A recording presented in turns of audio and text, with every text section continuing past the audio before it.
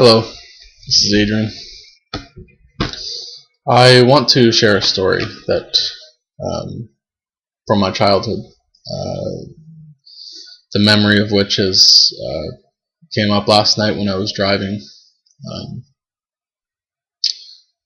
when I was a kid, I grew up in the suburbs in a small house, and we had a front lawn, and I spent a lot of time playing with just playing on the lawn when I was a child at a very young age, like somewhere like 1 to 3, maybe 1 to 4. I would spend a lot of time out there, just sort of playing and exploring, investigating, interacting. Um, and I remember playing a lot with bugs,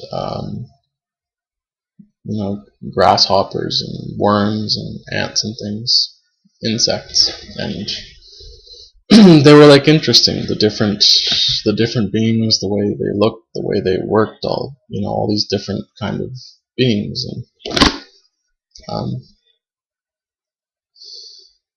I remember at one point asking my father, because we were walking on the grass, and I asked, when we do this, when we walk on the grass like this, aren't we killing bugs, or are we destroying their home? And that was a concern, or I was curious about it anyway. And my father, I don't remember the answer. I don't remember if I got one or if I did, and I didn't understand it. But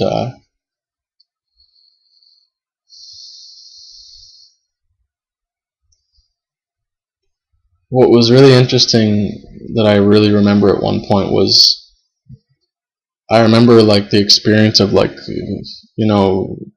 realizing what I was doing, like in terms of the whole situation of like me looking down at this whole civilization, like this whole colony of lives, of like little beings, and just watching them do their thing and not really understand why or how it works or anything, but just purely the situation of there being this greater, larger being overlooking this whole like world, this time, literally like a whole world beneath me. And from that experience, I just remember kind of the realization of kind of like, it's almost like you look then in the other direction, you look up and you're like, what do we look like then as the humans, the civilizations on this earth? Wouldn't it work the same way, that from a certain vantage point we're really just the same thing? If there's something bigger, larger, or whatever, has a greater perspective than us in that way, wouldn't they be experiencing us the same way? It's just these little, seemingly insignificant dots running around, and same thing, not even necessarily knowing why they're running around or how it works, and watching the little dots go into the bigger. Specifically, that's what I remember too, is like the concept of like watching the little dots go into the bigger dots, which are like cars, and then seeing the bigger dots and the trails of cars and things, and just basically realizing that it was the same. And what I find fascinating about all of it is that it was a very natural learning experience. There was nothing, like when I say I was investigating and exploring, it wasn't like consciously, okay, I'm going to go investigate and explore and study. It was just what I did.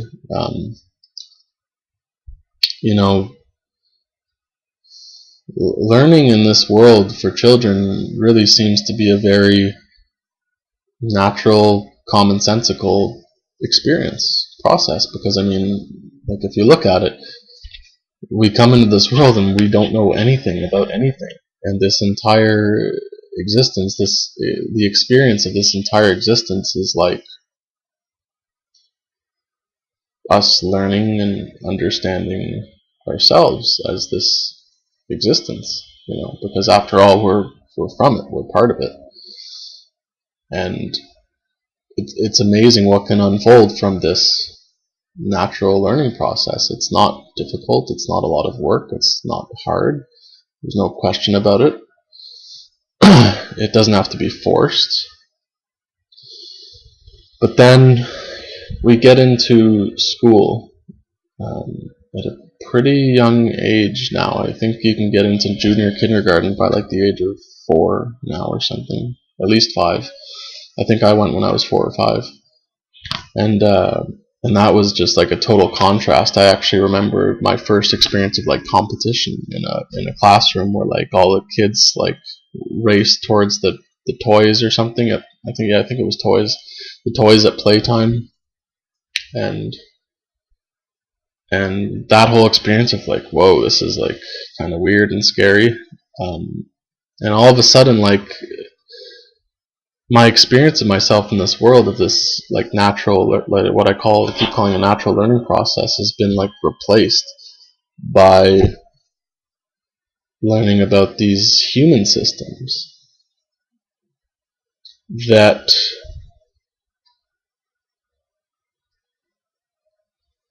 are not even in alignment with the reality of the physical systems that we're living in. So it's all this like strange stuff that doesn't make sense, and it is all quite a fearful experience because you're trying to create and make sense of something that doesn't make sense and that you can't create because it's not real. It's not how this physical reality actually works. It's based on, a human mental condition.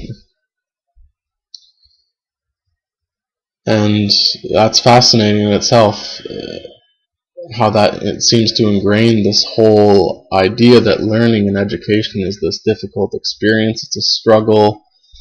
It's not fun. It's not enjoyable. And just making something more out of it, like whether it's negative that way or even positive. It's like if some scientists were to write a huge book full of knowledge and information about how the outer universe is just a macrocosm of the smallest molecules, and how essentially they're just the same and it works the same and everything. I mean, if some scientist or whatever wrote some huge book on it, I'm sure there would be people that would be like impressed and going, wow, and isn't that amazing, and it would sell copies and things. But have a look, children can figure this stuff out. It's really not above and beyond anything or anyone. I mean, we're here discovering and realizing ourselves as life, and that's something that each one is able to do equally.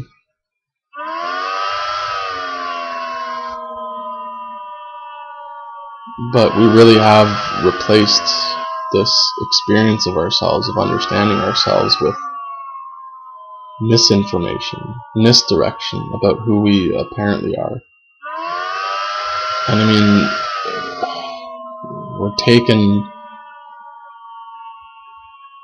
we're deceived, we're swindled at such a young age that before you know it, all you see is the systems, you're trying to understand now. This natural learning experience is like filtered through all this knowledge and understanding of systems. You're trying to understand it through something that is not real.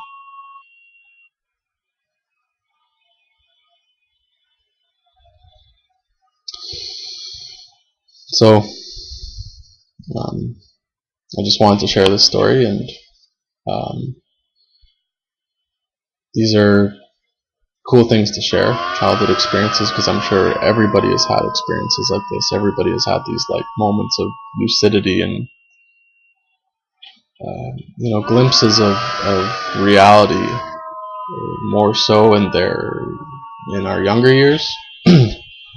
So it's cool to share these stories and just kind of see how all along we've kind of, maybe to a certain extent, we've kind of been aware of what's going on, but we've simply allowed ourselves to lose ourselves. We've simply given up on ourselves. We've abandoned ourselves. We've lost ourselves. We've become lost within these systems, and before we know it, we forget who we actually are.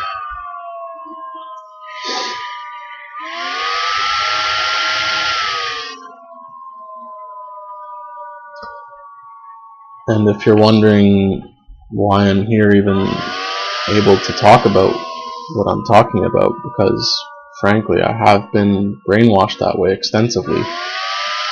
It's been through destiny, it's been through the tools of self-honesty and self-forgiveness, self-writing that were shared with me, that I was able to begin expressing myself actually and writing myself to freedom, debunking all the falsehoods, all the self-dishonesties that I have come to learn and adopt as my own.